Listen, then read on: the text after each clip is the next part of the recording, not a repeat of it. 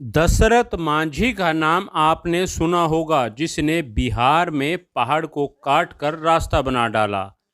तस्वीरों में दिखाई दे रहे सुभाष चंद्र भी हरियाणा के दशरथ मांझी हैं, जिन्होंने एक ऐसा जुनून पाला कि 4 साल में 12,000 फलदार पौधे लगा डाले।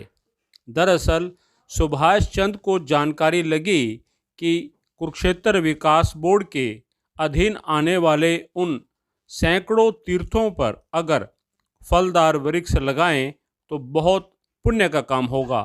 बस फिर क्या था, सुभाष चंद्र ने एक जुनून बना डाला और तैयारी कर डाली फलदार वृक्ष लगाने की। इसमें 4 साल का समय उसको लगा और करीब 12,000 फलदार वृक्ष लगाए। अब देखिए तस्वीरों में किस तरह से सुभाष चंद्र पर्यावरण के लिए और ख़ास तौर से उस धर्म नगरी क्षेत्र में वृक्षारोपण कर रहे हैं। साल था वो? ये 2019 की बात है जी। मैं यहाँ म्यूजियम में आया हुआ था। राजेंद्र सिंह राणा जी हैं अपने, इनके पास बैठे थे, मीटिंग चल रही थी। तो इसमें राणा जी कहने लगे कि तीर्थों का विकास तो हो ही रहा है और साथ में तीर्थों पर फलदार पौधे भी लगाने चाहिए सरकार को। ऐसी योजना भी साथ में होनी चाहिए, तो पक्षियों के लिए। हाँ जी, जो जिससे वहाँ जो पक्षी अपना भोजन कर सकें और बंदर भी हैं वहाँ, तो उनका भी हो जाए और इंसान भी अपना फल फ्रूट खा सकें। तो मेरा विचार आया, मैं क्या राणा जी पता नहीं सरकार तो ये कार्य कब करेगी, तो देखते हैं, विचार लगाते हैं, कोशिश करेंगे ये कार्य हम ही कर सकें। तो मैं 1 हफ्ते बाद फिर मेरा विचार बना और मैं गाड़ी में पौधे रख के और कसी खुरपा बाल्टी लेकर के मैं राणा जी के पास आया। मैं कहा जी राणा जी आप ये शुरुआत कराओ, आप भी साथ आओ और ये कार्य का शुभारंभ करते हैं। तो फिर ज्योतिसर तीर्थ से हमने ये शुरुआत की थी। ज्योतिसर, नरकातारी, बौर सैदा, इधर से ये शुरुआत की। उस दिन राणा जी भी पूरे दिन हमारे साथ ही रहे और बस फिर इस शुरुआत हो गई। और ये कितने साल चली? 2.5-3 साल लग गए जी इस कार्य में। और अब तो पौधों की संख्या 11,000 लगा दी है हमने, क्योंकि मेरा पहले विचार बना कि मैं 5,000 पौधे लगाऊं। तो फिर जब वो 5,000 हो गए तो फिर मुझे और भी खुशी हुई। मैं उनकी संख्या फिर और ज़्यादा, मैं 11,000 क्यों नहीं कर दिया, तो फिर वो 11,000 कर दिए। 2,500 पौधे तो अकेले रुए गांव में ही लगवाए। तो पहले दिन आपने शुरुआत की कितने तीर्थों पर और कितने कौन कौन से फल के वृक्ष लगाए? पहले दिन हमने ज्योतिसर, नरकातारी, बौर सैदा, तो इन तीर्थों पे मतलब पौधे लगाए। और जैसे आम, जामुन, अमरूद, आंवला, बेलपत्र, आड़ू, तो मतलब ये फलदार, सभी फलदार पौधे लगाए हैं। हाँ। तो क्या कहेंगे, अब आप देखते हैं उन पे फल लग रहे हैं, खुशी मिलती है और एक प्रेरणा जो आपको मिली थी वो? हाँ जी, बड़ी खुशी होती है कि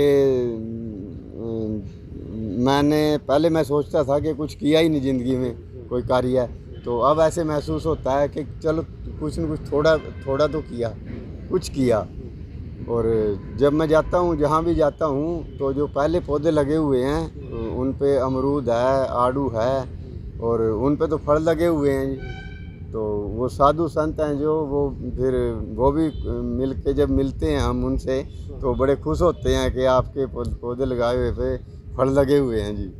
तो कई बार परेशानी भी आई होगी, कई लोग रुचि नहीं दिखाते होंगे, ऐसा भी आया सामने? हाँ जी, बहुत कम जगह ऐसी जहाँ लोगों ने रुचि नहीं दिखाई। एक हावड़ी तीर्थ है, वहाँ तो हमें लगाने ही नहीं दिया उस महात्मा ने। तो कुछ जगह वैसे जैसे फिर फ़ोटो लेते थे, तो 2-3 तीर्थों पे वो फ़ोटो करवाने नहीं आए, बस जो महात्मा थे बस इतना ही।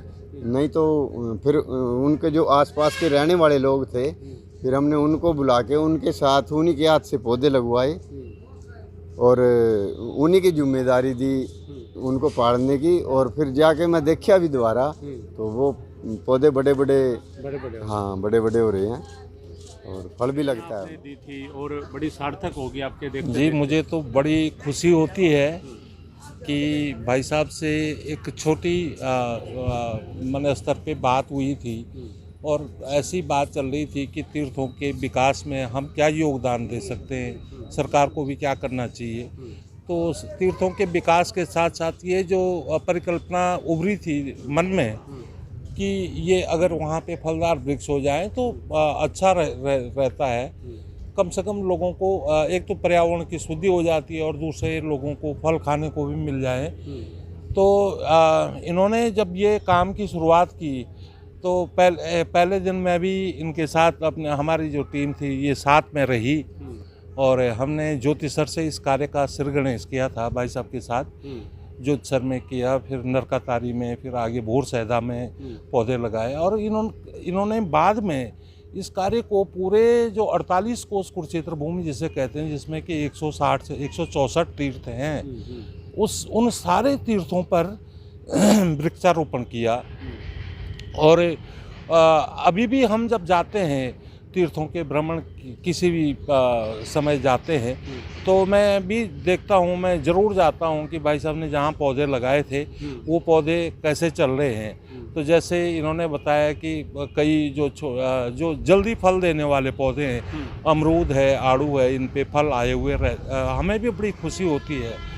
और अभी भी ये तीर्थों का जो सर्वेक्षण का कुरुक्षेत्र विकास बोर्ड का कार्य चल रहा है और मैं इनसे एक और अपील करना चाहूँगा कि आगे भी जितने भी तीर्थ हम उनका माने सर्वे करें, उनका डॉक्यूमेंटेशन करें, तो उन तीर्थों पर के परिसर में भी आप इसी प्रकार से फलदार वृक्षों का रोपण करें।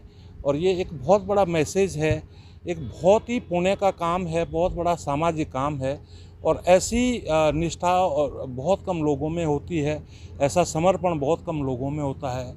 अपनी गाड़ी में सारा फावड़ा रख करके, अपना सारा सामान रख करके तीर्थों पे जाना, अपनी गाड़ी में तेल भरवाना, तो ये सारी जो चीज़ें हैं ये एक समर्पण भाव के बिना नहीं आती हैं।